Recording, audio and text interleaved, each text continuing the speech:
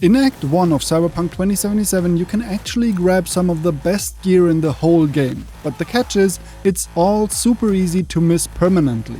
We're talking about things like Saburo Arasaka's iconic katana Satori, along with the matching iconic knife Tanto Nehan. There's also Yorinobu's legendary power pistol Kongou, and last but not least, the Iguana Egg that eventually gives you a cool little pet. Problem is, after the big Konpeki Plaza heist, the area gets locked down for good. Once you're out, you can't go back. Or can you? In this video I'll show you exactly how to sneak back into Konpeki Plaza even after Act 1, so you can still grab those items if you happen to miss them during your first run. Don't worry, this method doesn't require any mods, so it works perfectly on both PC and console. Alright, let's jump right in. To get started, we head over to Watson, Arasaka waterfront, right at the fast travel point California and Pershing. You'll spot the big tower just south of the fast travel spot. From there, make your way onto the freeway, just follow the road, and onto the right side, you'll eventually see a section of wall without barbed wire on top.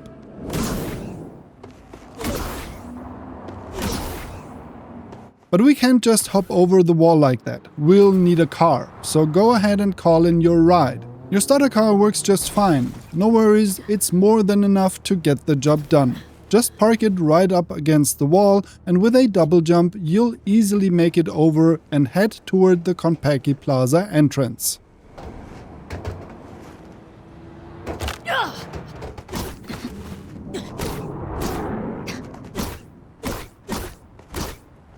Once you're at the entrance, call your car again. It'll spawn right next to you since it can't actually drive there.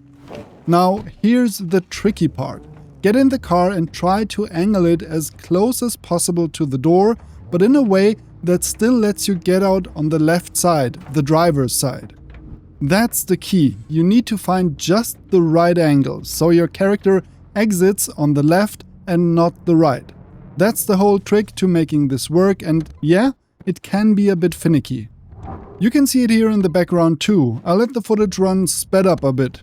Took me quite a few tries to line it up perfectly so it would work. Like I said, don't give up, just keep adjusting your position slightly. Play around with the gap between the driver's door and the entrance. Once it's just right and you get out, the rolling door will open, but only if you're standing in exactly the right spot.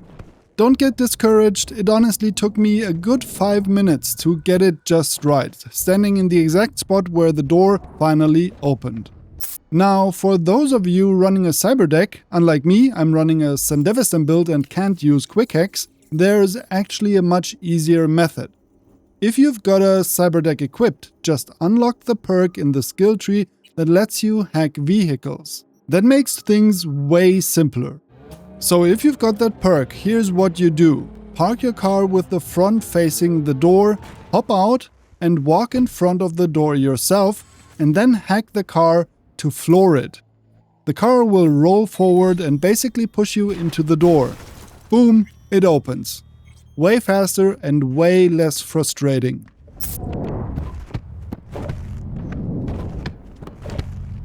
Alright, and here we go, it worked. You can see the rolling door goes up and we're in.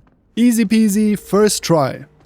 From here, just head straight through the lobby, keep going forward, then take a right. You'll see the elevator on your right side. Hop in and take it all the way up to the 98th floor. The ride takes a while, so I'll just skip ahead. Once you arrive, go right again and walk into the waiting area or lounge.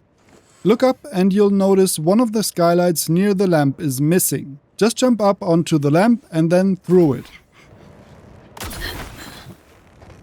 After that, hang another right and make your way toward the rooftop garden.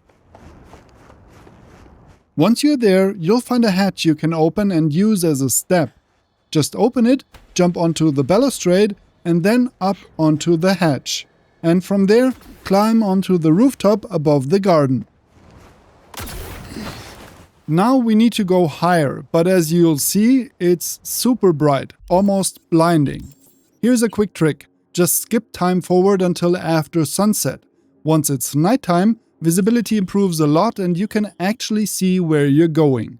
From the garden rooftop, keep heading to the right. You'll need to jump up again toward the penthouse area. In my case, I jumped across the opposite side and climbed higher from there. With a double jump, you'll have no trouble reaching most ledges and pulling yourself up. Alright, now we're standing on that glass surface you slid down during Act 1. From here, it gets a little trickier. You need to jump up to the balcony on the right. The best way is to jump straight up and then turn mid-air to the right. That way you can grab the railing and land safely on the narrow ledge. Once you're there, you're basically in. From that spot you can easily make your way back into the penthouse and pick up anything you might have missed the first time. For example, I completely overlooked Yorinobu's clothes here. Or maybe they just weren't there in my earlier playthrough? Not totally sure. Either way, you can grab them now. The AV isn't up on the roof anymore, it's gone, but Satori and the data shard will be floating right there in the air. I had already grabbed them in my run, so they didn't show up again for me, but if you haven't picked them up yet, the iconic katana should be waiting for you.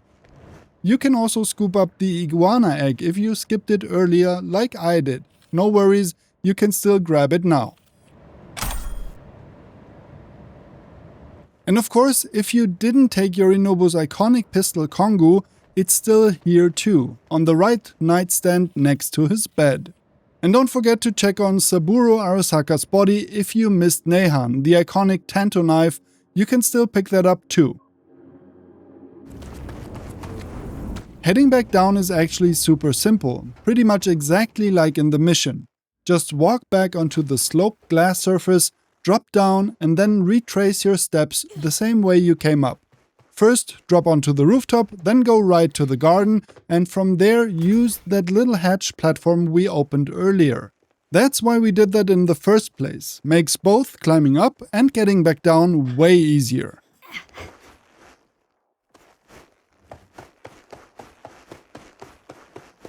Now head back to the skylight gap in the ceiling of the lounge, drop down onto the light fixture and then down again. From there, walk straight back toward the elevator.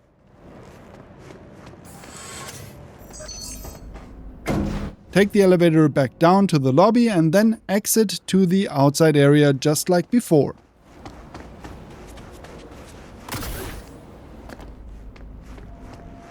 Now just follow the same path back that you originally used to get in. When you reach the rooftop area where we made that first jump in, look to your right, you'll see a rock you can climb onto. From that rock you can jump out of the Konpeki Plaza area again. You'll land on a closed off section of road, so you won't be able to call your car just yet. But no worries, just follow the road a bit further until you reach a barricade. With a double jump, it's easy to hop right over. Now you're back in the public area of the city and you can call your ride like normal. Don't forget to drop off the Iguana Egg back at your apartment in the mega building and then just wait for something small and adorable to hatch. Patience. Alright, that's it for this video. I hope you enjoyed it and that it helped you grab some of those items you might have missed back in Act 1. If it did, I'd really appreciate that thumbs up. And if you want more Cyberpunk 2077 content, feel free to subscribe and hit the bell so you don't miss any future videos. That's all from me for now. I wish you all an awesome day and I'll catch you in the next one.